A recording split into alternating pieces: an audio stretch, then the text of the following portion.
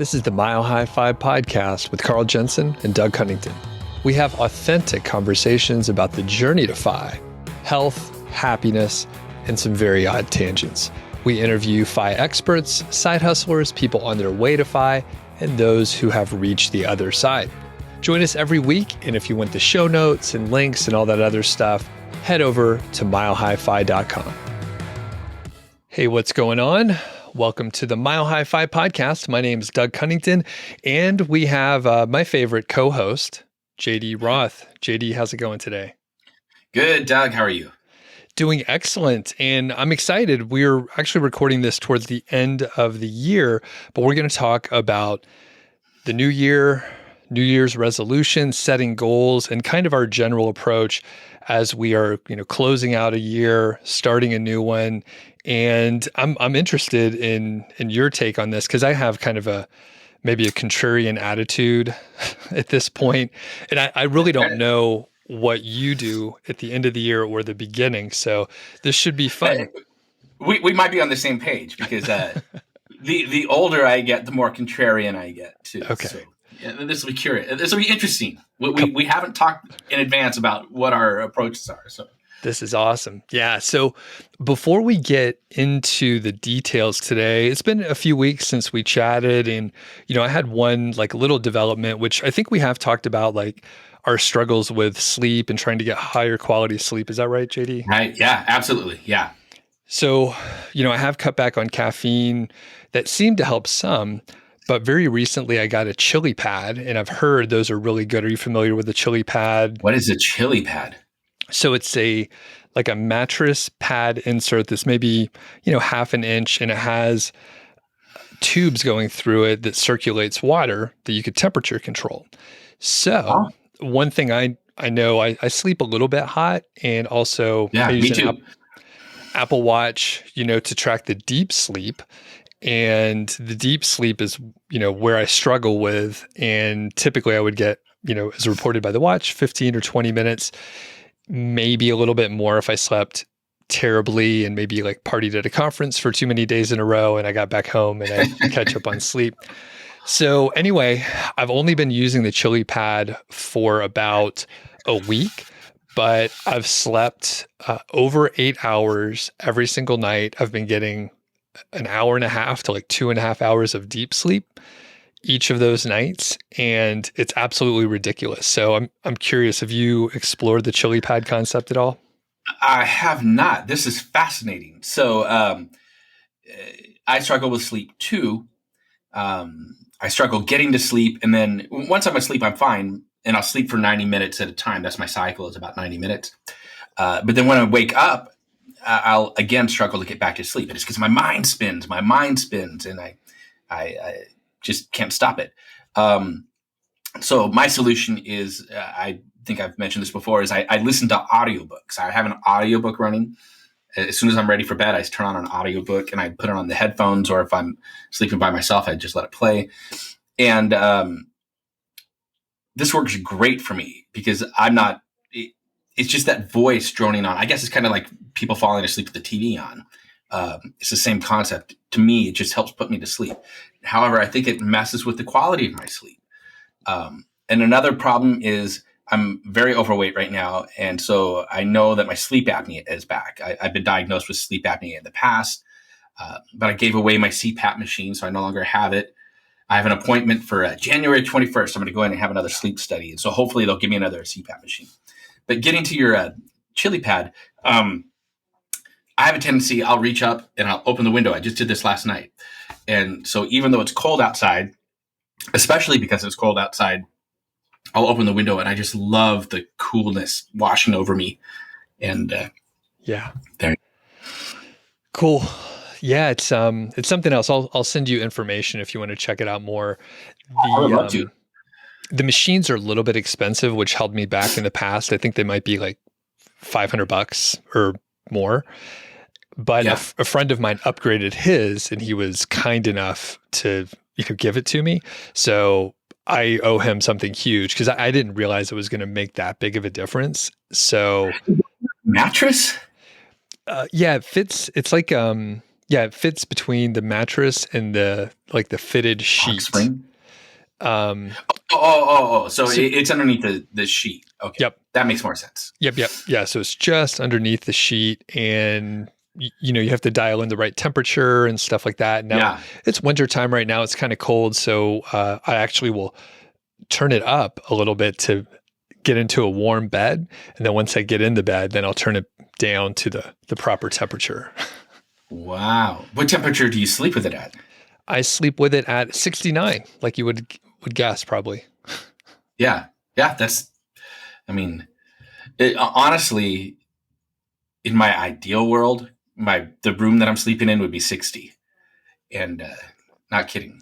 Yep. And I think that's partly why, because when we go to bed, the thermostat's at 67 and it's still too warm for me. And I open that window every once in a while and let that freezing air come in. Yeah. This is crazy. It's tough, and we're not close. Like, we're on a ground floor, and I'm bald. So if I open the window, it would be very cold. I'd have to wear one of those old timey stocking cap things like Ebenezer Scrooge would wear. So, okay, cool. Well, let's get into it today, and let's start with sort of end of year things. So, JD, at the end of the year, do you sort of do any kind of close down or wrap up or reflection or anything like that? I don't have anything formal. I have some informal stuff. So one important thing to note is I have this 5-year, what is it? It's a daily journal, but it's a 5-year daily journal. And so I'm able to, on each page. So for example, I've just opened to March 7th.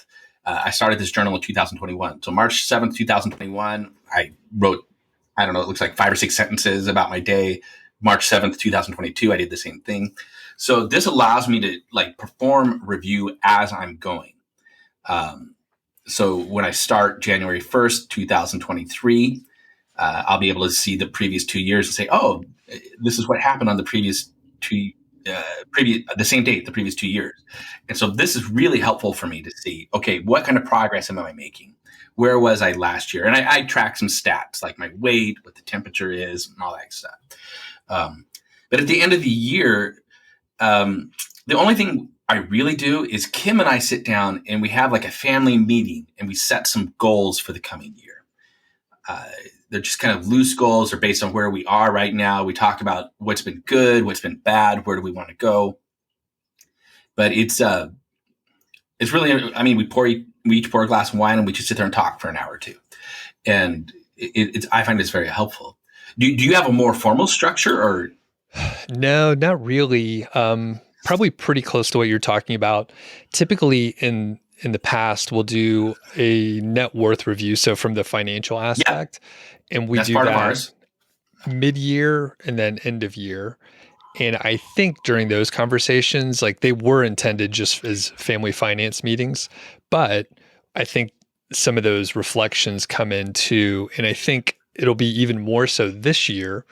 We haven't been traveling a ton or slow travel or anything more longer term since roughly 2005 when we moved out west. However, my wife at the beginning of last year negotiated down to 4 days per week. And then just yesterday, she got approval for 3 days per week. So she's ecstatic, and she actually negotiated a promotion or raise in 3 days a week instead of 4. So that's amazing. Huge win. And, it's the leverage you get when you hit FI. Like, you can ask for things that you'd be, sounds crazy. But yeah, maybe. You need to have on the show to talk about negotiating. That's great stuff right there. So I'll convince her to get on. But yeah, it worked out well. All that to say, I think we probably will look at, more travel. We have more flexibility, maybe something like that. And, we would try to get out and hike on our off days or something like that, but it's never as much as we could do. And it's never as much as we envision, as we're thinking, oh yeah, we can, the summer's great. We'll hike a bunch, and we hike 3 times together. We could do better than that. So yeah, I get it. I was thinking this whole reviewing the previous year. My friend Chris Gillibo, he's very big. He has these elaborate year-end reviews. He takes a week at the end of each year to examine what has gone right, what has gone wrong, set goals for the coming year. He's much more driven than I am. We talked last time I was on that I'm a man of no ambition. Chris has a lot of ambition, so it's very important for him to review where he's been and to figure out where he wants to go. And I think when I think about it, I think it's good to know yourself. So it sounds like maybe you're not as ambitionless as I am, but maybe you lack some ambition too. And so for the two of us, maybe the reviewing and the setting goals isn't quite as a priority as it would be for somebody who's younger or who is more ambitious. Yeah, I think you nailed it. And I used to set goals far more intentionally. Yeah, me too. And part of it was I was in the corporate world, and they want you to keep trying to get promoted and do more work for less money and that sort of thing. But I was like setting goals how you're supposed to, smart goals. I think maybe that's one thing that you mentioned. We can talk about that. Yep. And when I got laid off and started my own business, I knew it was really important to set goals. Plus, like reading some of Chris's books, right? I know that setting goals and being ambitious, like that's where I needed to go. But around 2018, after I had a few really good years, I realized, well, is more better? Is more like what I need? Or do I have enough? And if I just kind of coast, which can get dangerous, right? But if you kind of coast, then so you can get complacent. Is that okay? Turns out it worked really good for me. So I didn't get complacent enough to where, I stopped growing and started declining, but I actually like kind of plateaued out, and I've been able to like maintain at a very good level, but one where I'm not working too hard. And especially in the entrepreneurship world, it's always like more and more and more. Like if you get to 6 figures, it's like, how do you get to 7 figures? Then how do you get to 8? Exactly. And there's always more to do. There's always someone better than you. So, yeah, I just arrived at that, and I'm like, okay, I have to run my own race, not race against everyone else. Dude, you're talking about the exact things that I've been thinking about for days or weeks or months here. The competition, not just with others, but with yourself. And 2022 has in many ways been a very difficult year for me. And here at the end of the year, I'm thinking about everything I've been through and thinking about where I want to go. And I don't know exactly where I want to go. I'm a 53-year-old guy who's financially independent, and I have a lot of freedom, and I feel fortunate about that. But it also means I'm a little aimless. And so I'm starting to ask myself, why am I doing some of the things that I'm doing? And what would I rather be doing? I'm sure we'll talk about this. This is interesting to me. When did you have those thoughts that I mentioned?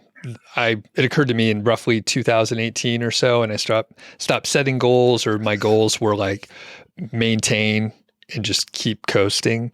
So like when did that start to hit you?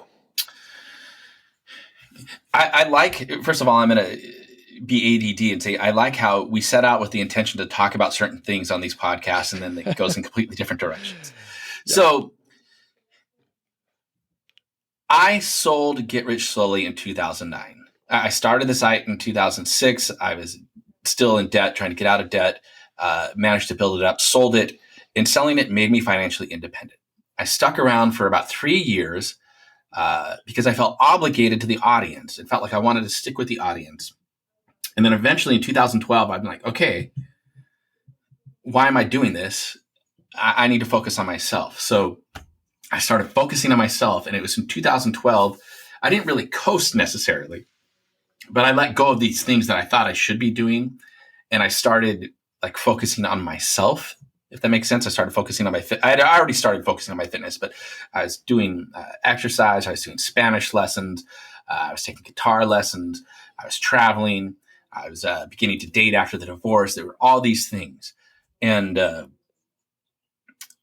I would say that I coasted, to use your term, then until I repurchased Get Rich Slowly in 2017. So I had about 5 years of coasting.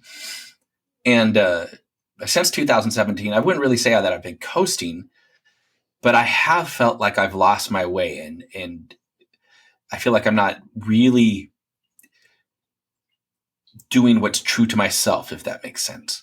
And so actually what I want to do is get to where I'm coasting again. Okay. Gotcha. And during those years, I'm curious, did you go through like goal setting? Would you get really obsessed with something and you're like, oh, you know what, let's aim for that for a little while? Or was it really kind of... Yeah, from time to time. But mostly it was no goals. And it was more like, hey, I want to learn guitar. I'm going to start learning guitar lessons. Hey, I want to learn Spanish. I'm going to take lessons 3 times a week. And so I would have, it wasn't like I was setting goals, but there were things that I was interested in. And so I was pursuing them with a passion. And when I look back, honestly, Doug, that was the happiest time of my life. That's the time I felt most myself, the time that I felt most fulfilled. And it all culminated when in 2015, early 2015, we headed out in an RV with no schedule, and we ended up staying on the road for 15 months doing an RV trip around the U.S. And that's like to this day, it's the highlight of my life is that trip, those 15 months where we were just aimless and on the road and meeting people and exploring the country.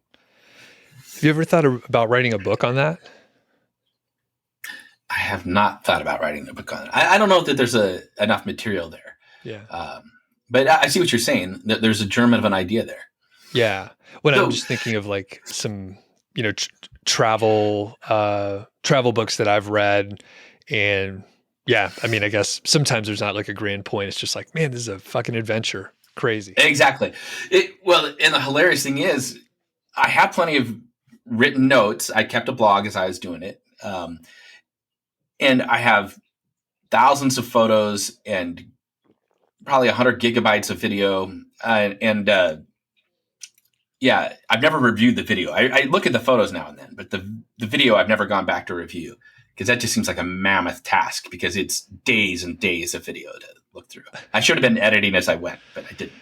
It's so tough. And now it's so easy just to record so much, even just on our phones. But I know you're a photo guy, video guy too. So like you could just get hundreds of hours of material that would now be impossible to go through. Yeah, I should have been. We had a GoPro mounted to the RV, or we also towed our Mini Cooper, and so we put it on the Mini Cooper. And the reality is, I should have been taking notes as it's June 23rd and 2:00 in the afternoon. A herd of gazelle ran. Well, we don't have gazelle in the U.S. Or a herd of deer ran across the highway. I mean, that's the notes I should have taken, but I didn't. So when you say that you're coasting, I know you just chose that word out of the air, but to me, there's an implication that it's purposeless or drifting or lacks goals. Is that how you feel? A little bit. So one good thing that kind of keeps me grounded is I have this podcast, and then I have my other podcast where I publish 2 episodes per week. So that keeps me like doing something. I have to deliver. I can't work very far ahead, so I can take plenty of time off. So that does keep me somewhat tied to, creativity and production and like thinking of new ideas and communicating.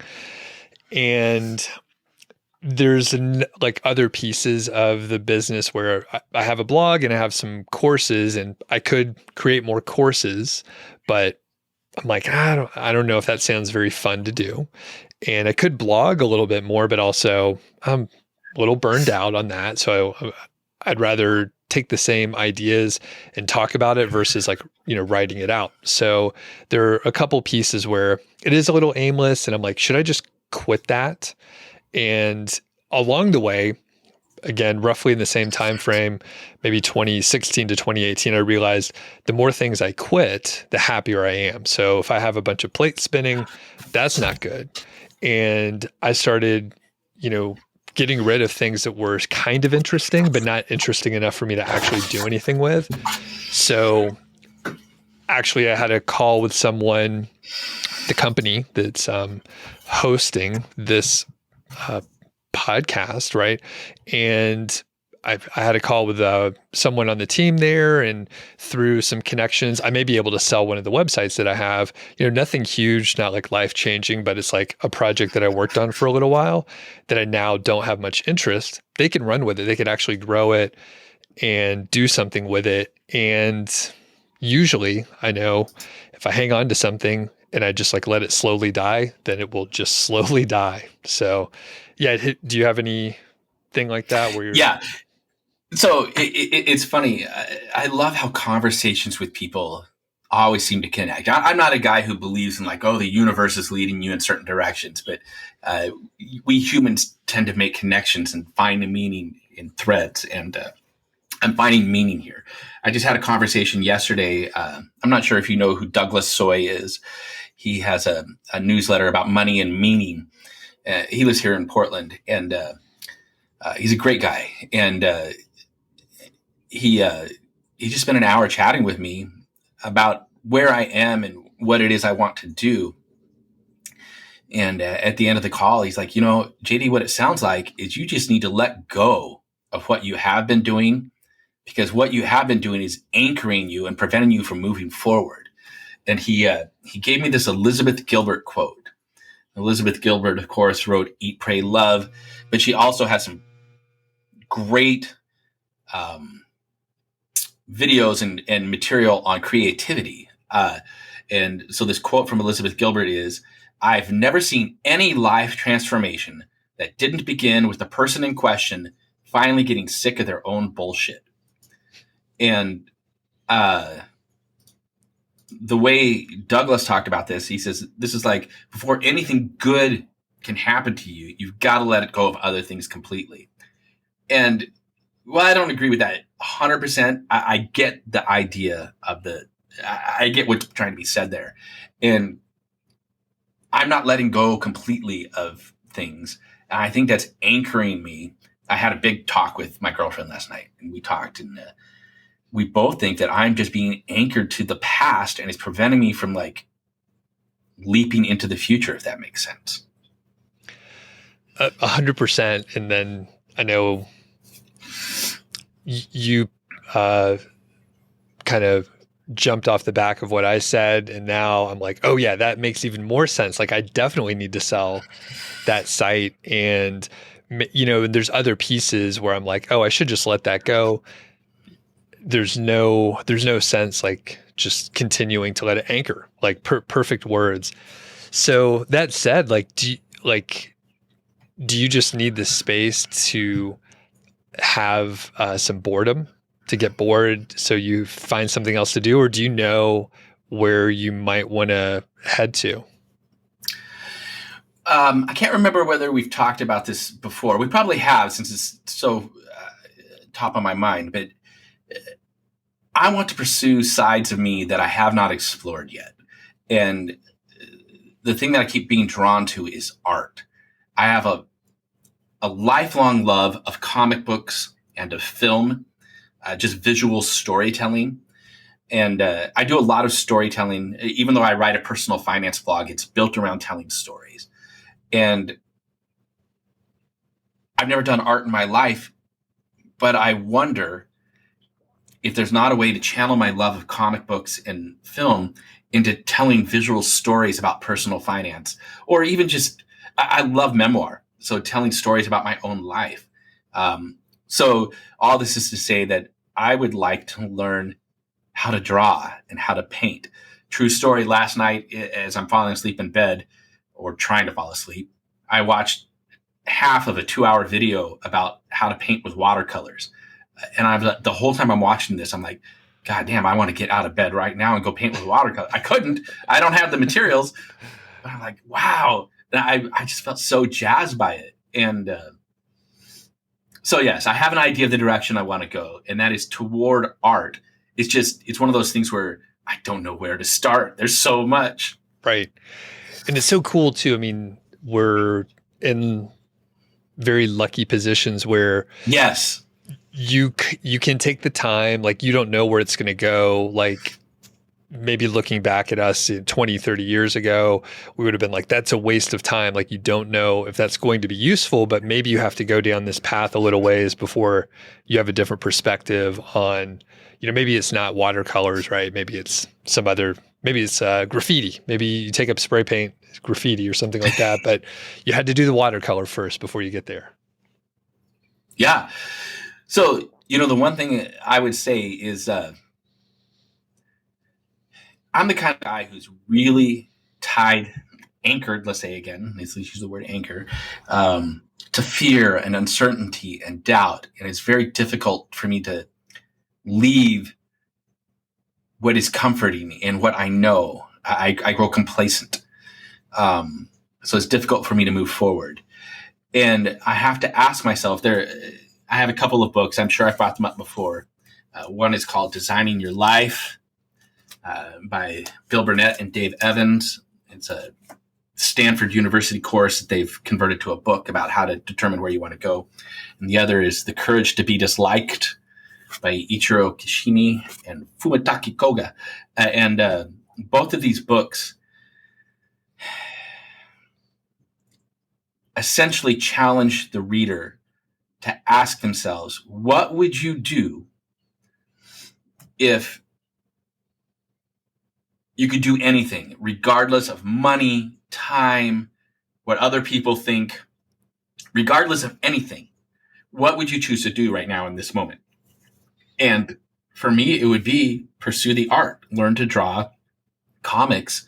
I don't want to do superhero comics. I want to do memoir style comics or educational style comics. And that is what I would do. And so I would actually, at age 53, or it'd be 54 by the time it happened, I would pursue a degree in art at Oregon State University here in Corvallis. I would just go in and do that. And yet I'm such chicken shit that I don't pursue that. I've had this idea for over a year now, and it's just growing stronger and stronger. And I think at some point it's going to be so strong that I can't resist it. I'm just going to go in and do it. Or maybe I need the Elizabeth Gilbert thing and let go of things completely before I pursue that. And I know before you mentioned, like you took lessons. So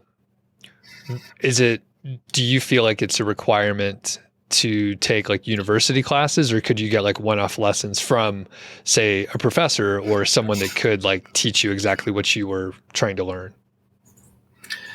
That's a great question, Doug. I don't feel like it's a requirement to take university classes. And in fact, watching this gal on YouTube last night, I'm like, I'll bet she has enough on her channel. I didn't actually look, but I'll bet she has enough on her channel that I could learn to do it just through watching her, learn to do watercolor. And I'm sure there are other channels out there about drawing comics that I could learn from. And I'm a big fan of the Great Courses, the company called the Great Courses, or the teaching company. And I already own 3 video courses on art, including one on watercolor, including one on drawing. So I could work through those courses, and I plan to do so, in fact. For me, the value of doing a university education is I thrive in that structure. I thrive when external expectations are placed on me and I have something specific I can work toward. I excel. It's very hard for me to pursue intrinsic motivation. And this is actually something I've been thinking about a lot as a character flaw from reading The Courage to Be Disliked. And then a secondary advantage would be that, as a fire person, you don't have a job. I sit at home all day typing on my computer. And if I were taking courses, I would be in a social environment and I would have built-in human contact. And that appeals to me. The downside, of course, is university educations are expensive. Right. Right. Yeah. And that totally makes sense. If you're a good student, like that would definitely get you to do the work and certainly value in that form of education as well, even if it is expensive, but cool. Yeah. So if you were to let go of what you're doing, the stuff you're talking about, what would you pursue?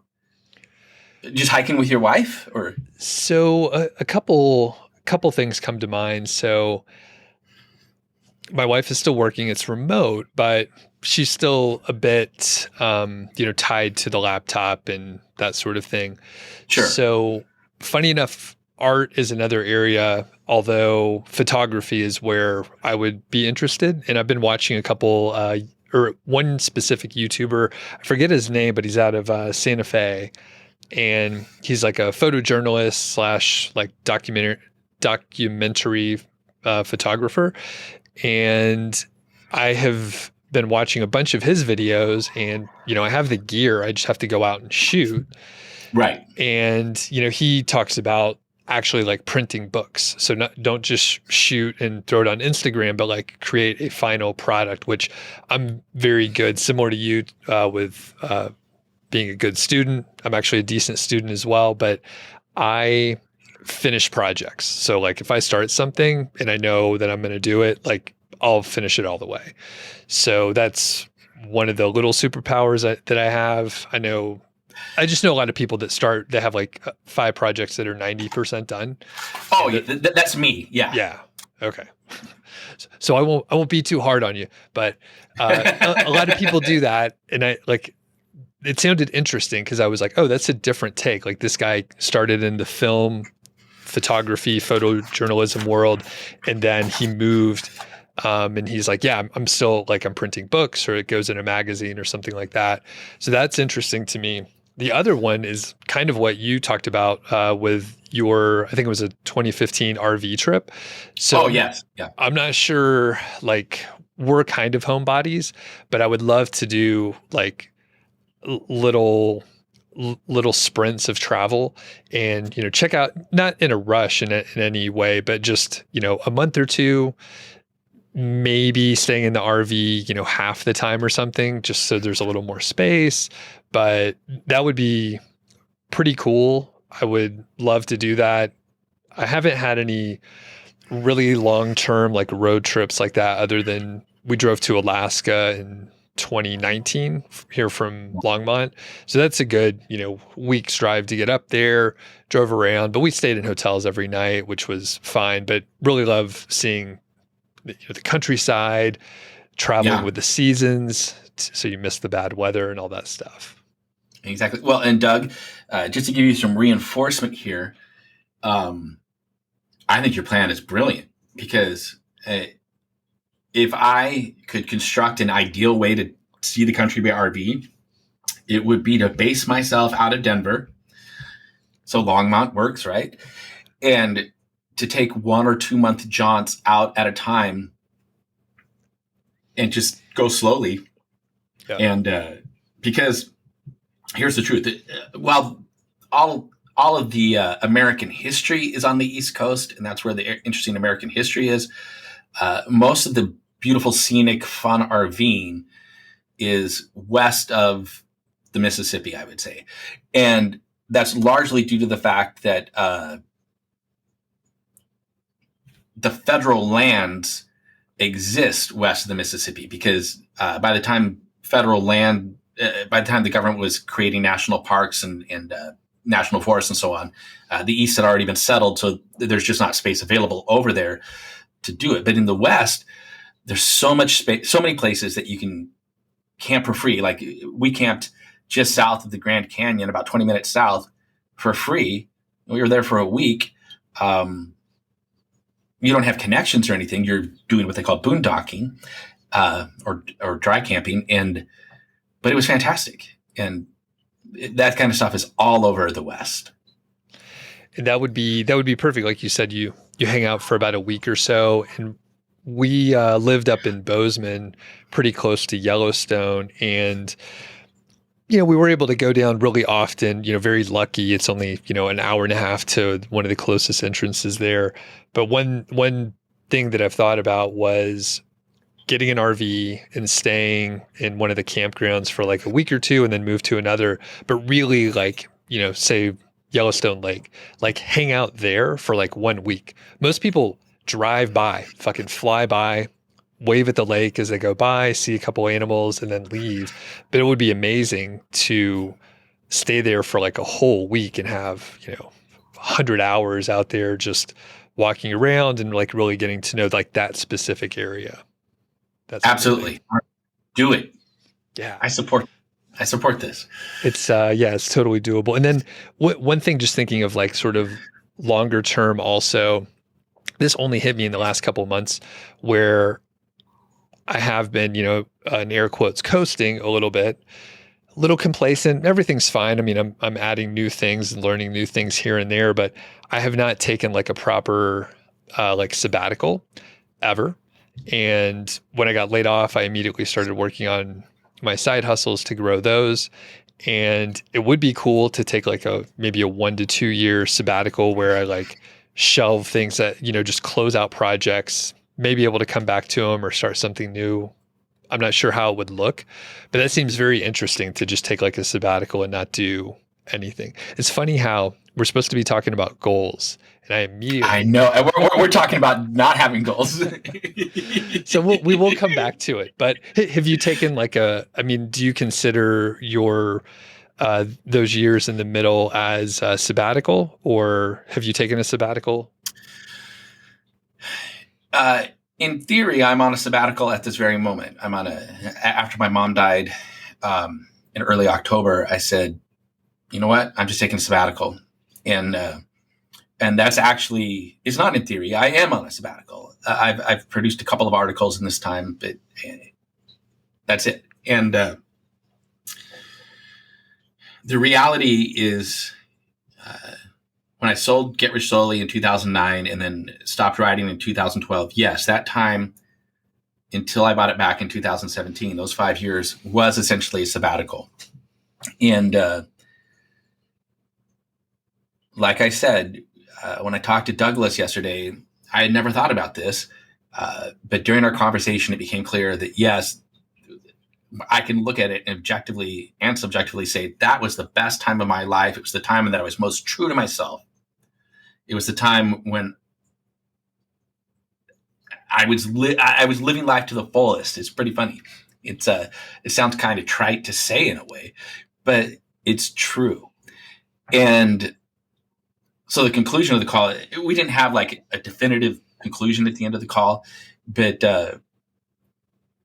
I think where I want to go is I want to do what you want to do, and that is to take a sabbatical. Sabbatical is the wrong word because I don't actually think of it as a sabbatical, but I want to let go of what I'm doing, burn those bridges, and scares the hell out of me. Burn those bridges and see what comes next. Because I think that, number one, I'll do more travel. I love to travel. COVID has kind of put the kibosh on that for the past couple of years. But also having to do work, puts a kibosh on it. I feel like I keep wanting to like put a footnote that, you and I are lucky to have this conversation because we're financially independent. It's so many people can't have this conversation. Right. So yeah, I very much, it sounds like you and I are kind of in the same headspace, not exactly the same, but similar headspaces. Yeah, for sure. So as we get back on track, a little bit of maybe resolution talk. So, maybe not this specific year, but maybe so, but like historically, have you done New Year's resolutions, and like, is a new year like a new beginning for you where you're reinvigorated? Yeah. So because I'm a weird nerd, I like dates and I like to start things on dates. So the new year is always like this opportunity to start fresh. It's brand new year. And there are other dates throughout the year where it's also similar. My birthday or what, I'm like, okay, I can start something on my birthday. And when I was younger, we talked about this briefly last time in our conversation about lack of ambition. When I was younger, I would set many, many goals. There was one year that I set 101 goals that I wanted to accomplish in 1,000 days. I think it was 1,000 days. I sent it to you after the last show. Setting 101 goals, I look at that now and I'm like, that is some stupid, stupid shit. The place I've come to now is I would rather theme a year, perhaps, or say, this is the one thing I'm focusing on for this year. Or maybe I take one goal or one area of focus in each domain. So like, this is day 9 for me of yet another physical fitness plan. But I'm locked in. It's good. I feel like it's going to be a good one. So for health next year or this year, since this come out in 2023, getting my fitness dialed in would be one thing that I would be working on in the health department.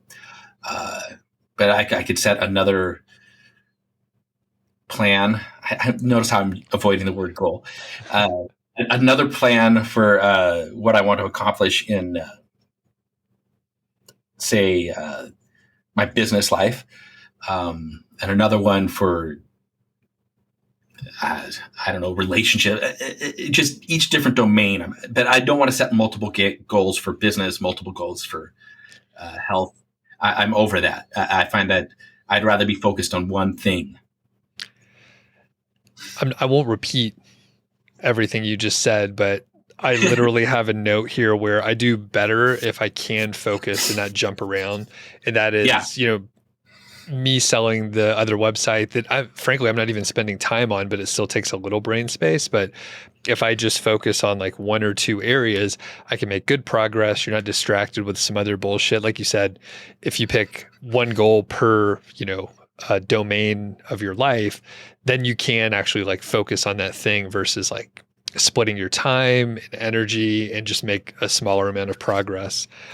And another, quick thing to shit on goals a little bit. One of the big problems with goals is it's binary. So like, yes, all the way leading up to it, you're failing. And then if you don't reach it, you fail. And then once you get past it, then what? Then you have to set another goal. So like, your plan or, I've heard it, systems versus goals is a great way to look at it. Right. So yeah, you're right there. Yeah.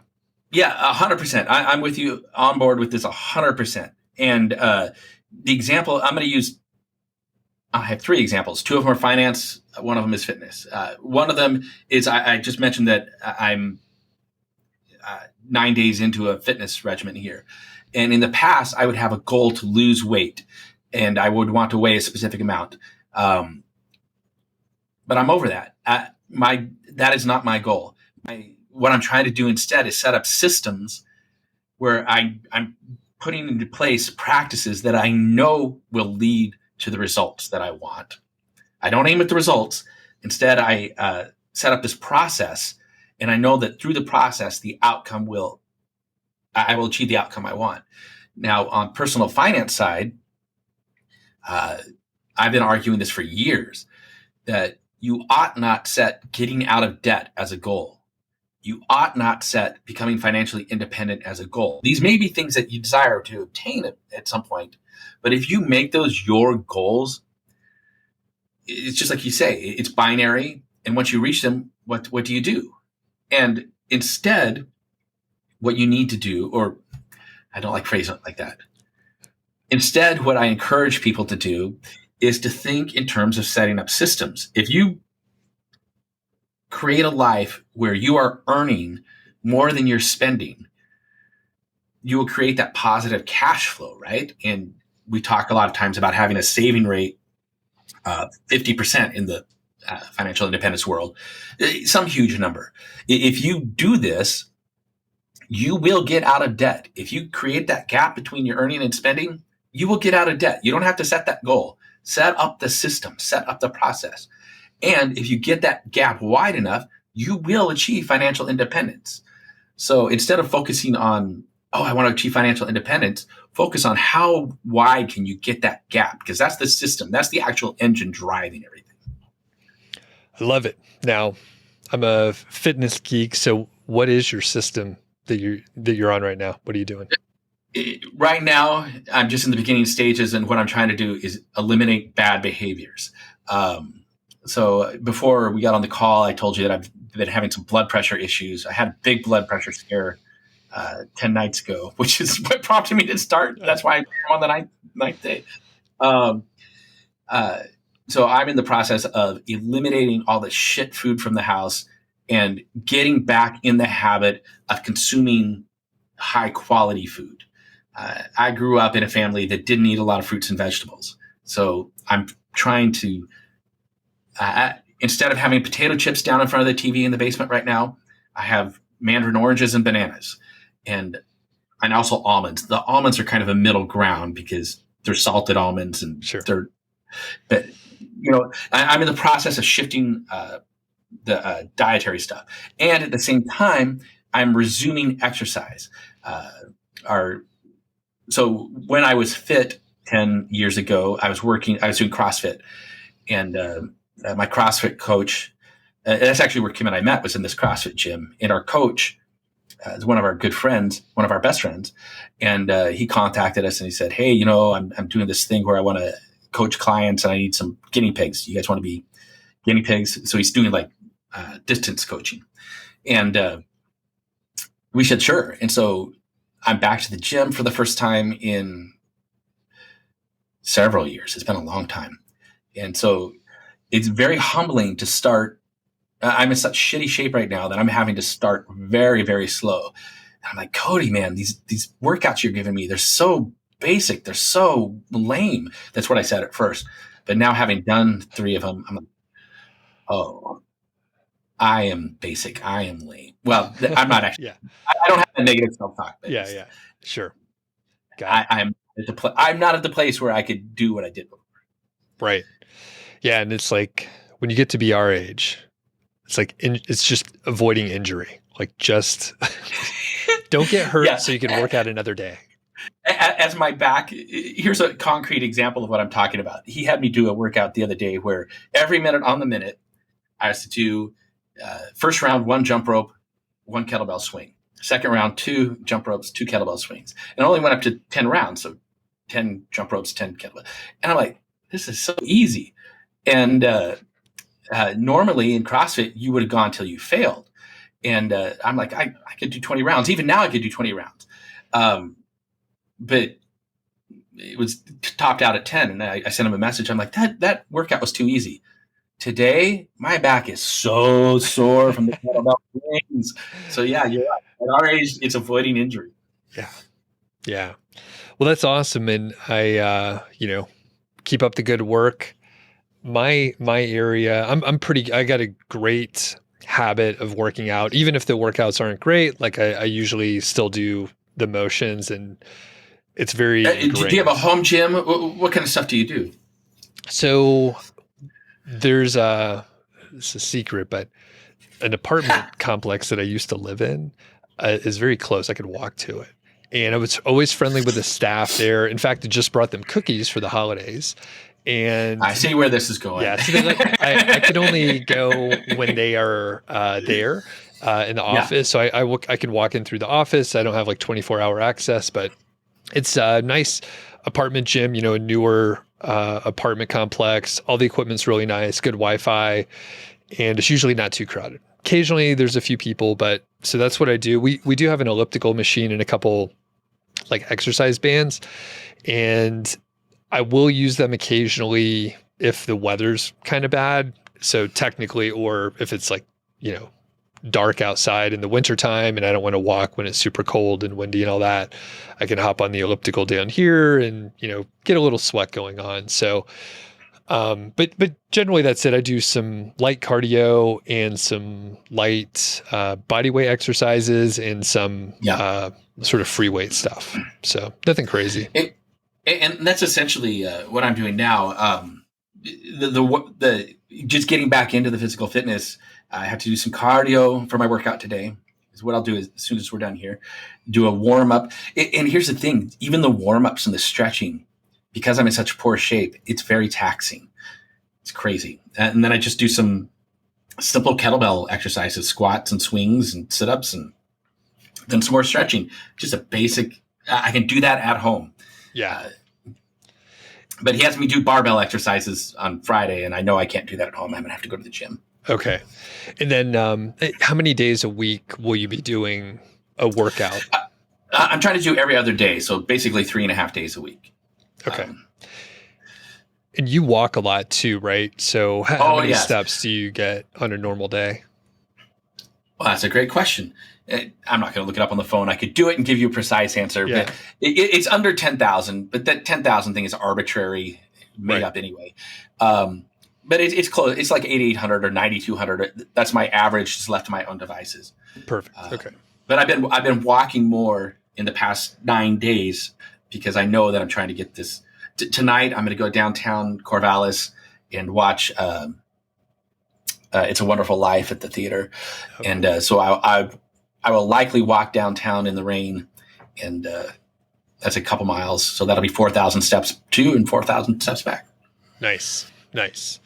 Okay. So back to resolution. So you will be focusing on fitness, yes, and maybe a couple other areas. So, and for me, like resolutions in general, I was never into them. And I think, part of it, like I said at the opening, I'm a little contrarian, and usually I'm like, oh, if I want to do something, I may as well start it as soon as possible. Why wait? So that is smart. And I wish I would do that instead of waiting for these. I told you I have these dates that I like to do throughout the year. I should do what you do. So, and I don't know, probably some years I was like, yeah, I'm going to do, I'm going to focus on this area. And I'm sure I never did. Now, my wife often does dry January, and I have been trying to cut back a little on the alcohol. So there's a solid chance that I'll do we'll call it like a semi-dry or semi-wet January where I cut back, but I'm not sure if I'll abstain completely. It's fine, but now that I have the chili pad and I'm sleeping really well, I'm not sure the alcohol is going to impact me quite as much. So. Right. I think it's smart of you, Doug, to just start when you're motivated. When I think about when I've been successful, it has been when I start in the moment. My best weight loss, best physical fitness program that I ever started, I started on May 6th, 1997. I know that because it's 5/6/97. And it was the first time I ever got really overweight. I'm like, dude, I think I hit 200 pounds for the first time is what it was. And the next day I was on it. And for 2 years I was into it. And I don't remember what derailed me, but just starting there. Or you just brought up the alcohol. For me, I struggled with pot use. I started innocently enough, but it grew into something that was affecting my mental health and my physical health here recently. And this year on July 4th, I gave it up. It wasn't even deliberate. I just gave it up. And I've had it 3 times since, and I'm okay with those 3 times since. I'm not going to beat myself up for having it 3 times, but it's no longer a habit. It's no longer something that I'm doing every day. And I think it's much more effective for me to start when I have the motivation instead of waiting. I always tell myself, I'll wait and I'll start January 1st. We're so close to the end of the year. I'll wait. But I should do it now. Yeah. And I was going to say, I have to thank you because you told me that you cut back on the weed, which, by the way, everyone, it's illegal in both places where JD and I are residing. So we're not doing any illicit activities. So we just go to the store and buy it. It's crazy. If you're not in the state, there's just stores. You walk up to the dispensary and lots of stores. Yeah, there's plenty. There's no shortage. But anyway, I cut way back because I was kind of like what you were talking about. It became kind of a habit, and I was thinking that it was helping my sleep a little bit, and it maybe was a touch, but at some point it's like, that's a crutch. Like that is not a healthy thing. So I don't even know the last time I've had it. It could be like 6 weeks or something. Just not intentional, but you were in my head, like an angel on my Good. shoulder telling me like, oh, what are you doing? Like why are you doing that? So yeah, I've cut way back on that, but yeah, started just kind of like no strong motivation, but I was like, is that really what I want to do? And the answer is no. So Yeah. Earlier, you talked also about how goals can be binary sometimes. And that's something I've been thinking about with the pot use and with my attempts to reduce alcohol is the binary nature of that. Kim's always telling me, she says, you're all or nothing. You're all or nothing. And my ex-wife used to say that too. And they're right. I am all or nothing. I tend to be that way. And so with the pot use, I don't want to have it. I don't want to do it daily, but I am not opposed if I'm around with friends and they're using it. I'm like, okay. And the 3 times I've used it, twice I've used it since July 4th to help me sleep. And one time I've used it because I was like, you know what? It's the afternoon. I have a lot of free time. I would like to watch some anime and just be stoned and watch some anime. And so I did it. And it was fun. And I have zero regrets. That is exactly how I should be using it. But I shouldn't be doing it every day. It should be like a rare thing. yeah. Yeah. And the same with the alcohol. So I went through it was the month of September. I didn't drink, and on into October. I have a buddy here in Corvallis, Jeff, who writes at The Happy Philosopher. He and I both decided to go through a dry month together. And he's maintained that. I mean, he's had a few drinks. I'm doing more, but I'm making sure I don't let it become a daily thing. But for me, if I have it in my head that, I can't have alcohol at all, that becomes problematic because, like you say, it's a binary thing. And I feel like if I take one drink, then I failed. And it sends me into this dark place where I'm derailed. And instead of like, no, let's change instead of setting this goal for an outcome, let's change let's change how my relationship with the alcohol. And so I'm no longer bringing beer home. I'm no longer bringing whiskey home. I love my whiskey. But the other night, Kim and I, we went out to a local restaurant and I had 2 beers, and I'm fine with that. That's a great relationship. And I know that this weekend for Christmas, I will drink wine when we go to a Christmas dinner. I'm perfectly fine with that. Very good. And I think, that's kind of where I want to shift to. Like you said, if you're derailed, then you're like, I may as well drink all weekend long. And, luckily my personality type doesn't do that. But I know some people, like you said, if you're all or nothing, you're like, I already blew it. May as well just keep drinking the rest of the week here. Are you a natural moderator? I think so. Generally. Yeah, I would say so. So Gretchen Rubin from the Happiness Project talks about how there's two types of people. There's moderators and there's abstainers. And people like you who are moderators, or like my girlfriend Kim, you're able to do things in moderation. And people like me, I'm an abstainer. It's very difficult for me to do things in moderation. I'm either all in or I'm all out. And like I said earlier, both Kim and my ex-wife say I'm an all or nothing type of guy. And so for me to stop something, especially, I can't say, I'm going to moderate as I stop. I have to just stop cold turkey. And that works for me. But like right now with the alcohol and the pot, I'm trying to, I stopped cold turkey. Now let's see, can I reintroduce it and have a healthy relationship? So before we wrap up here, quick plug for the donations. So MHFi, you could probably hear this. My dog is like scratching the carpet above. Can you hear the crazy noise? Oh, I heard something. Yeah.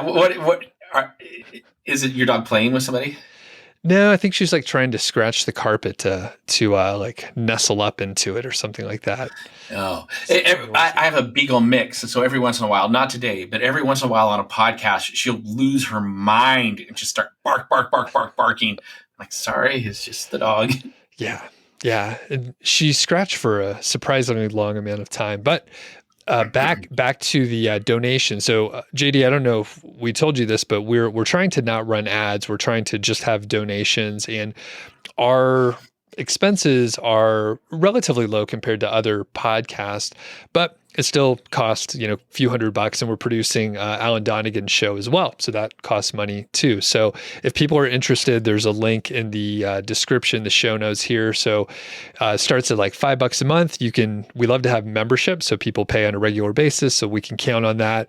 You can also donate a, one-time amount, but we have a handful of people. You get extra content over on Buy Me a Coffee. And like I said, we'll put a link out there. And I'm curious, JD, have you ever donated via like Patreon or something to creators that you appreciate? It's okay if the answer is no, you don't have to lie. Absolutely. I donate $50 a month to Bitches Get Riches, and I've been doing that for years now, many years. And I also donate money to Women's Personal Finance. I think that one's an annual one. But yeah, there are a handful of creators that I donate money to. Awesome. Very good. And I have donated over the years a few, more recently, like people that have YouTube, like guitarists that have YouTube channels, and I'll like watch their videos, and you can get tabs from them and, support what they're trying to do. Turns out YouTube ads don't really pay much at all. So if you can give them $5 or $10 a month, like that goes a long way. And they spend so much time creating the videos and creating the tabs and all that. So I'm a donator myself to various creators. Here's a big if I continue with Get Rich Slowly, because the subtext throughout this conversation where I'm talking about how I have to burn bridges in order to like leap into the future. The subtext is giving up Get Rich Slowly once again. If I continue with it though, that is the model I'm going to move toward, is a donation model, get rid of all the ads and just say, hey, you all know I'm financially independent. I don't need the money, but if you want to support me, here's the Patreon link. Yeah, and we haven't figured out all the pieces, but one fun thing that we're trying to do is while we're doing a show, or if we have a planning meeting or something like that, we'll try to take some pictures and just like give a little bit more information. Like I sent an email out yesterday letting people know that we have one of our mutual friends, JD, is going to help guest host, which we haven't released that information yet. So, people be on the lookout for that. But anyway, nice. We're trying to figure all that stuff out, but we'll put a link, and we appreciate any support that people can give. So. Yeah, absolutely. I think it's important to support people who are producing things that you like. I think it's very, very valuable. It helps mitigate the need for ads. It helps motivate people. It's the reality. And it keeps it a little more pure, because as soon as you start taking money from advertisers, then you're thinking, should I say that thing or not? And that's no good. That's no good. Agree 100%. And we say weird stuff sometimes, so we really need that flexibility. So, okay. Well, as we wrap up, JD, I know there's one area, the SMART goals, and I know you had maybe some commentary around it. I don't know if you want to bring that up here or just kind of wrap it up with, how you're viewing goals and what you're doing in the coming year. I don't really want to talk about SMART goals. I'm glad we didn't get there. I used to be big on SMART goals, and if you're going to set goals, SMART goals are they're a smart way to do it. But I don't do that anymore. And no, for me, I think my thoughts on goals in general are, I would rather people spend time developing a personal mission statement and thinking about their greater purpose. And so have a big picture thing rather than these small detailed goals, because I think that's more valuable. When you know your bigger picture, it helps motivate you intrinsically. Whereas I think the goals are often like this kind of extrinsic motivation, and it's less valuable. I'm not really making much sense there. I've got to hash it out. But all this is to say is, like you, I take kind of a contrarian view. And I think goals are great for many, many people. But I think at some point you reach a stage of life where you it's best to let go of goals and become more inwardly focused, I guess. I like it. And again, I won't repeat stuff that you just said, but we have very similar views. And I think if people can take, two things that I'm thinking about, really focus on the systems instead of the goals and habits, where you make something consistent, not I really have to, try really hard to just try to reach this goal. Maybe it's not fulfilling for me personally. So if you could do goals and have like those mini successes each day, that's great. So let me interrupt before you go on to your second point. So I think the key skill there is then, once you figure out something that you want to achieve, say you want to get out of debt or achieve financial independence or lose weight, instead of setting that as a goal, figure out what the system is that gets you to the results you want. So the key skill is figuring out, what is the system I need to put in place? Yes. So yeah, figure out the goal and then reverse engineer the system. Yes, exactly. 100%. It took us about a little over an hour, but we have, I think, a pretty tight point here with our brains together. We have a takeaway. The number 2 is you can't do as many things as you think you can. And I'm telling myself here, by the way, for everyone. So you may set, 5 or 6 goals or 10 or whatever. You have a huge list. Get rid of most of them. Focus on like 2. You're going to be way better off. You won't be as stressed out. You'll end up dropping most of those anyway. So if you do it sooner than later, and if you have a mission statement or where you're aiming, that should help prioritize those very top ones. And again, I'm telling myself this, I need to take my own advice. It's really hard to let go of things that you have sunk cost in. It's really hard to let go. So, sunk costs are huge weight. I'm dealing with 2 sunk cost issues right now. One is all the time and money I've put into Get Rich Slowly. Do I really want to give all that up and move on to something else? The second is I have an opportunity to go to Greece this year with some mutual friends. And I just found out that a course that I signed up for, I spent $4,000 on this course. It's a writing course, is taking place during the same time.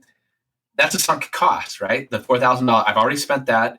It shouldn't be a determining factor in the decision, and yet it is. And so it's rough. It's rough. So we'll put a pin in that sunk costs bias that we could talk about, and probably a couple others that tie in. So maybe we could do a whole episode on our flaws as humans.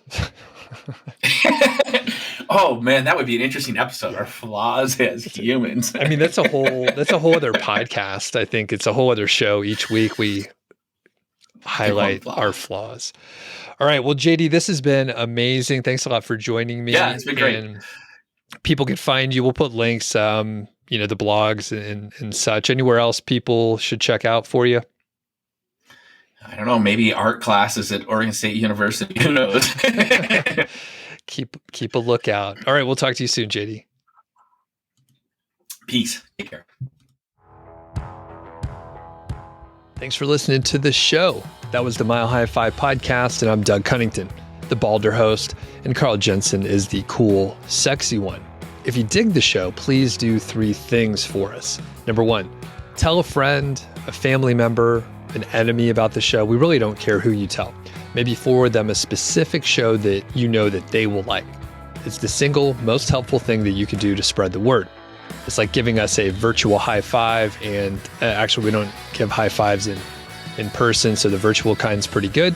And more importantly, your friend or family member or even your enemy will appreciate the fact that you were thinking of them. Number 2, make sure you're following or subscribed on your podcast app, Apple Podcasts, Spotify, Overcast, YouTube, whatever you're using, and that way you won't miss a show. And number 3, please leave us a rating and review. We read them on the show occasionally, and you might hear yours out there on an upcoming episode. Quick disclaimer, this show is not financial or legal advice. I'd actually be surprised if it sounded like it. It's really just for entertainment, and that's at least what we're hoping for. But seriously, get advice from professionals. Carl and I are just 2 guys with microphones that sit in my basement and talk. So we'll catch y'all next week.